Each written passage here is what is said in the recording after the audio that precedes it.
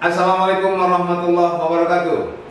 Selamat pagi, selamat sore, selamat siang, selamat malam, selamat sejahtera untuk kita semua, teman-teman yang akan menyaksikan dialog pada hari ini. Dan pada hari ini saya akan mengajak teman-teman sama-sama menyimak tentang hipnoterapi. Dan kebetulan pada pertemuan ini kita berdialog dengan Dr. Dino Rilando. Nah, Dr.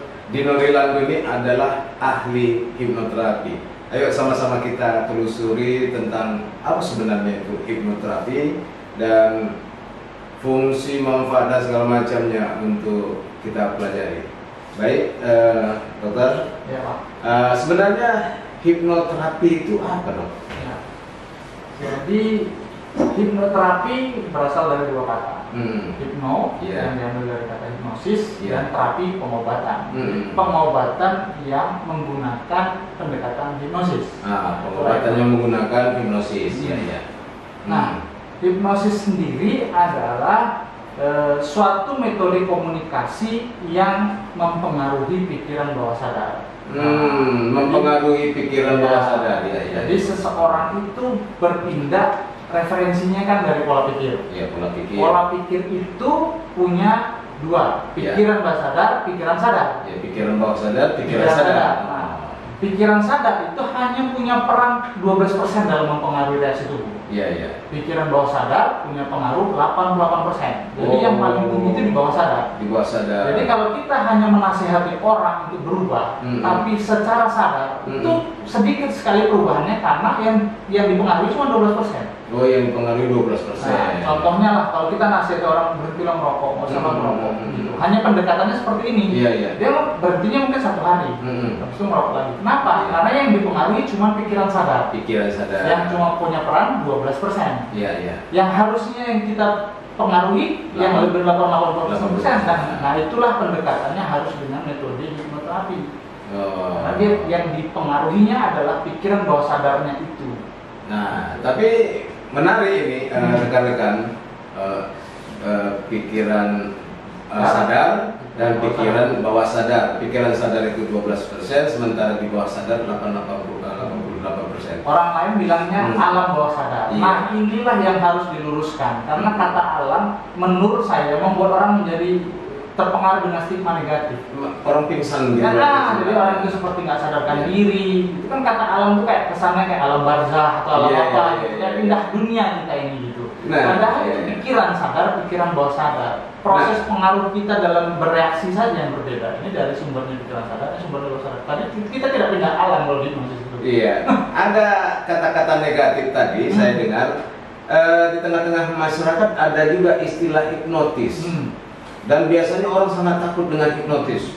Biasanya untuk hipnotis itu orang bisa merampok, bisa mencopet. Nah, itu menurut dokter bagaimana? Jadi ini juga perlu diluruskan. Beda antara hipnosis dengan hipnotis. Hipnosis itu ilmunya, hipnotis penggunanya. Ibarat gitaris dengan gitar. Gitaris yang main gitar alat musiknya. Piano dengan pianis. Hipnotis orang yang menggunakan hipnosis. Hipnosis ilmunya. Nah, benarkah semudah itu ilmu hipnosis mempengaruhi orang yang tidak mau dihipnosis? Logikanya gampang saja. Kalau memang semua orang bisa dihipnosis tanpa dia mau, maka pengadilan itu cukup menggunakan hipnosis. Nggak perlu ada polisi, nggak perlu ada jaksa untuk pembuktian orang itu bersalah atau tidak. Betul nggak? Bapak diginikan aja, Anda nyuri nggak?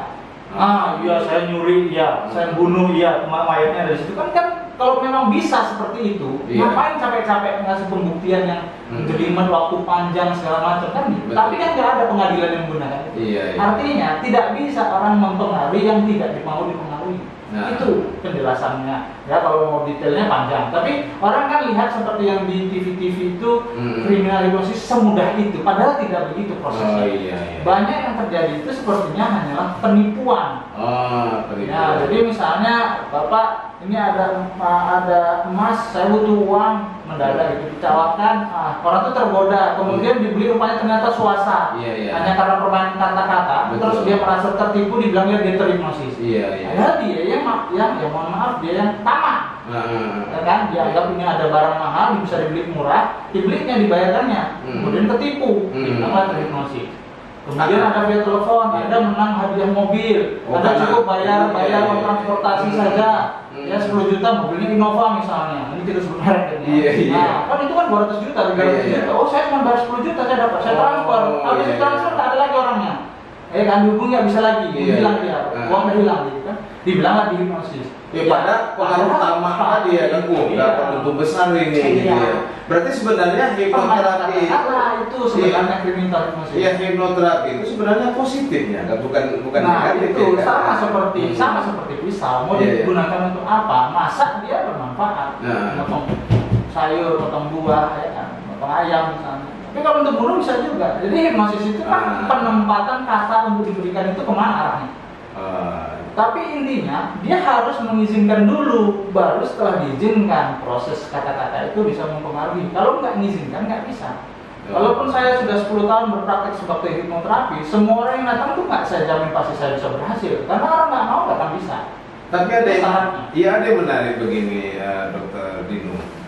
Nah, misalnya seorang anak ketika dia diberitahu oleh orang tuanya, dia tidak begitu mendengar, tapi begitu disampaikan oleh tetangganya atau orang lain atau yang lain-lain segala macam, padahal yang disampaikan itu sama sebenarnya.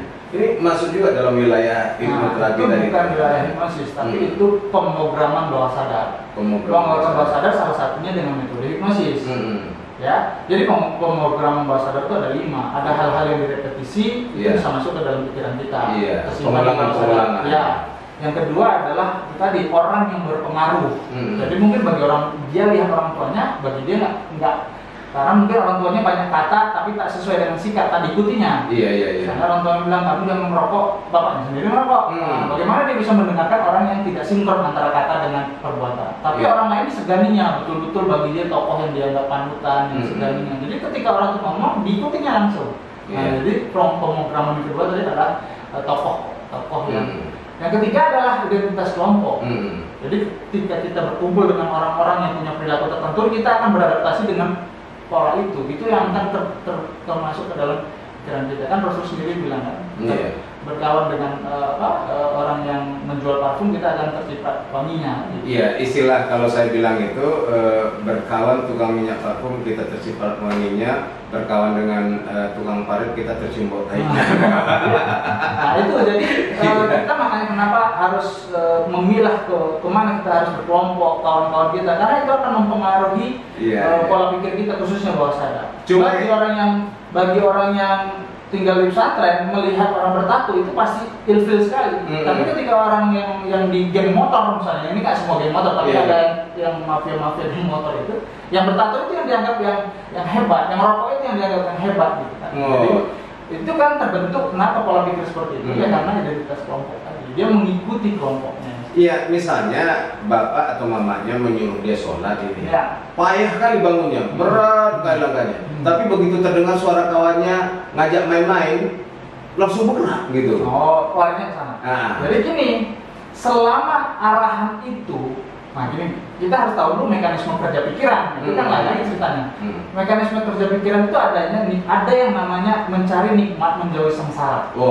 Makanya Tuhan itu mengatakan ada surga, ada neraka. Kalau kamu berbuat baik, maka kamu akan diganjar pahala dan kamu akan diberikan tempat di surga. Kan gitu. Tapi kalau nggak ada program di kepala kayak gitu, kata-kata itu nggak akan mempengaruhi tindakan orang kan. Nah, jadi ketika orang tuanya nggak mampu untuk memberikan sesuatu arahan kepada anaknya dan bagi anaknya itu bukan sesuatu kenikmatan atau sesuatu kesengsaraan yang harus dihindari, maka dia tidak akan berubah. Artinya apa? Kenapa kok disuruh main dia cepat? Kenapa disuruh sholat dia lambat? Karena nikmat yang didapat itu pada permainan yang lebih tinggi emosinya dibandingkan yang sholat bagi dia. Iya, sholat itu dianggapnya membosankan gitu ya. Berarti dia belum dapat feelingnya arti sholat itu bagi dia. Iya, kawan-kawan, sedap menarik sekali pembicaraan kita dengan Dr. Dino. Berarti kalau saya makin penasaran juga gejala-gejala atau efek psikis, ya kan? Orang stres, orang gila, itu termasuk berarti mental illness ya kan. Jadi hipnoterapi itu untuk ke situ ya, Dokter ya. Ya, jadi salah satunya. Jadi, hipnoterapi itu kan masuknya ke bawah sadar. Iya. Jadi bawah sadar itu mempengaruhi segala aspek, perilaku dia, penyakit dia. Iya. Jadi misalnya begini, orang merokok itu kan belum penyakit, bisa dibantu oleh. Kenapa? Karena baginya itu nikmat. Ya, bagaimana kita bisa merubah yang nikmat menjadi sengsara, sehingga yang tadinya ditagih menjadi tidak ditagih. Iya. Nah, itu kan bukan penyakit, artinya kita bisa masuk di situ. Bisa juga kita bicara pada kasus penyakit. Contohnya misalnya orang yang stres. Stres itu semua orang mengalami. Semua orang mengalami. Bapak stres di dunia namanya Hans Selye itu mengatakan begitu. Hanya 2 orang yang terbebas dari stres. Kalau dia sudah gila atau dia sudah meninggal. Iya. Dia nggak ada stresnya tuh. Iya. Kalau dia waras dan dia hidup pasti pernah stres. Iya, kalau udah meninggal stres dia orang kampung yang lain bubar. Jadi artinya semua orang pasti pernah stres selama dia hidup dan waras. Iya. Kalau dia stres, tapi digunakan sebagai hal yang konstruktif membangun, itu nggak apa-apa. Iya. Tapi ketika stres tidak digunakan untuk hal yang konstruktif, malah menjadi destruktif, itu yang memunculkan berbagai gejala. Iya. Jadi sebagai hipnoterapis itu sebenarnya perannya berkaitan banyak dengan disiplin ilmu. Ke penyakit dalam masuk, kenapa? Karena psikosomatis bidangnya kekentalan.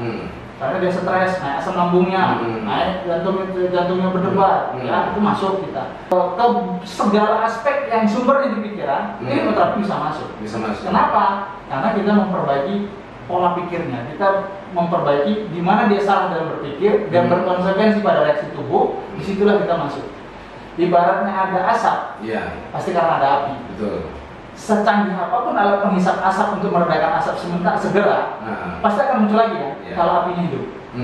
Kalau dia berpikir negatif, dia selalu berpikir hal-hal yang merugikan dirinya, pasti akan membuat reaksi tubuhnya muncul. Stres sendiri menurut Hans Selye adalah reaksi non spesifik yang muncul karena beban yang dihadapi. Jadi ada orang yang sakit kepala karenanya, ada yang jantungan karenanya, ada yang asam lambung karenanya, ada yang diare karenanya, ada yang vertigo karenanya. Nah, kalau kita bahas ini cuma penanganannya hanya pada simptomatiknya, sumbernya nggak dibereskan, ya makanya terus-terusan akan konsumsi obat-obatan. Jadi ibaratnya saya memberikan analogi, misalnya Pak Jambak misalnya mau maku nih, nggak pandai maku tapi terpaksa maku, yang terpukul jempolnya. Pak Jambak lari ke saya atau mungkin berobat ke dokter yang dianggap ahli. Kalau penanganannya yang dikasih hanya obat untuk menghilangkan nyeri dan bengkak, apakah itu solusi utama? Solusi utama harusnya apa? Mengajarkan cara memaku.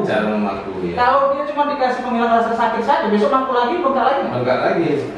Artinya kalau kita hanya menangani pada simptom saja, ya kan dia punya masalah. Ini saya mau in case ya. Jadi saya pernah dapat kasus pasien yang datang cuma minta obat tidur karena dia nggak bisa beli di apotek, harus pakai resep dokter. Saya bilang saya nggak mau ngomong kayak gitu karena saya dokter. Sumbernya yang saya atasi bukan simptomnya. Apa penyebabnya? Nah, ini banyak masyarakat yang masih memisahkan antara keluhan dengan kehidupan. Jadi seolah-olah kehidupan itu aib, nggak mau diceritakan. Dia cuma mau cerita keluhan. Bagi saya nggak bisa begitu. Dia keluhannya nggak bisa tidur, maka berpikirnya solusinya cuma obat tidur. Bagi saya enggak. Sumbernya pasti ada masalah pikiran. Nah, ketika saya gali terbongkar lah, ternyata baru ketahuan suaminya selingkuh. Berarti kan yang harus dibereskan apa? Menyikapi kehidupannya sehingga reaksi tubuhnya tidak memunculkan tidak memunculkan insomnianya. Kalau kita cuma ngasih obat insomnia saja, obat tidur dia saja, tapi cara berpikirnya dia tetap masih menyalahkan, dia masih tidak menerima kenyataan. Jadi dia bakal begitu lagi karena apinya kan di sini. Yang tidur kan cuma asap. Jadi ya kita mainnya di sana. Jadi saya potong sedikit Dokter Dino ya. Ternyata kan gitu kan, penyakit-penyakit itu muncul yang karena misalnya stres itu akan memunculkan penyakit asam lambung misalnya gitu kan. Terus berprasangka buruk, ini akan menimbulkan penyakit ginjal misalnya. Jadi pengaruh itu juga, istilahnya pada dasarnya manusia itu punya potensi sakit, dia kan punya potensi sakit. Nah, perilakunya lah yang akan memunculkan penyakit itu. Sebenarnya kalau tidak mau sakit, tetaplah berprasangka baik, tetap berpikiran jernih, bersihkan hati, pikiran dan jiwa kita dari hal-hal yang membuat kita jadi sakit, baik itu secara fisik maupun mental. Bukan begitu dok ya? Nah itu saja mungkin yang bisa kami dialogkan pada hari ini. Terima kasih atas perhatian kawan-kawan. Ya, selamat pagi, selamat sore, selamat malam, salam sejahtera. Ada kalimat quote yang mau saya sampaikan.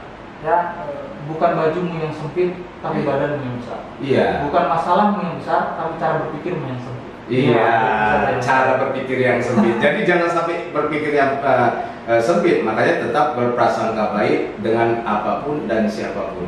Itu saja. Assalamualaikum warahmatullahi wabarakatuh.